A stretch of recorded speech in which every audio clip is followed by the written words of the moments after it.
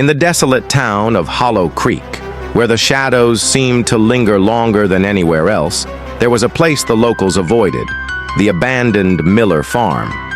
At the heart of its overgrown cornfield stood a grotesque scarecrow, its form twisted and decayed by time and something far more sinister. Legend spoke of a curse that had befallen the Miller family generations ago. The Scarecrow, it was said, had been the last thing Old Man Miller crafted before he vanished, leaving behind only whispers of madness and despair. One fateful October night, a group of reckless teenagers, fueled by boredom and a morbid curiosity, decided to confront the legend. Armed with flashlights and a false sense of bravado, they ventured into the field, the corn stalks towering above them like skeletal sentinels. As they approached the Scarecrow, the air grew thick with dread. The Scarecrow loomed before them, its burlap face stained with dark patches that looked eerily like dried blood. Its eyes were hollow pits of darkness, and its straw-stuffed body seemed to radiate malevolence. The bravest among them, Jake, reached out to touch the Scarecrow, a smirk playing on his lips. "It's just a stupid scarecrow," he scoffed. But as his fingers brushed against the rough burlap, the Scarecrow's head jerked violently to the side, its empty eyes locking onto Jake's.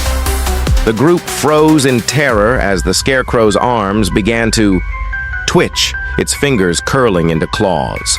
A low, guttural growl echoed through the field, and the Scarecrow lunged forward, its movements jerky and unnatural. The teens screamed and scattered, their flashlights casting wild, dancing shadows across the cornstalks. Jake stumbled and fell, the Scarecrow looming over him. Its burlap face contorted into a grotesque grin, and it reached down, its straw-filled hands wrapping around Jake's throat. The others watched in horror as Jake was lifted off the ground, his eyes wide with terror and his feet kicking helplessly.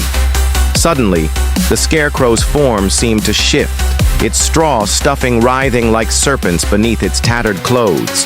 Jake's screams turned to gurgles, and then, with a sickening crunch, he went limp. The Scarecrow dropped his lifeless body to the ground and turned its hollow gaze on the remaining teens. They ran, their hearts pounding with primal fear.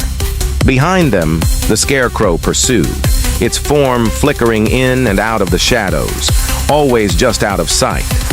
They didn't stop until they reached the safety of the town, collapsing in a terrified huddle. The next morning, the sheriff found Jake's body in the field, his face frozen in a mask of terror.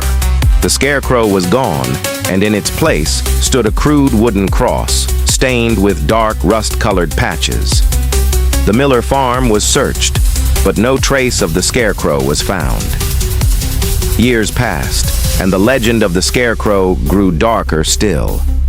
Some say the Scarecrow continues to stalk the field, claiming the lives of those who dare to trespass. Others whisper that the curse has spread, that the Scarecrow's evil has taken root in the very heart of Hollow Creek.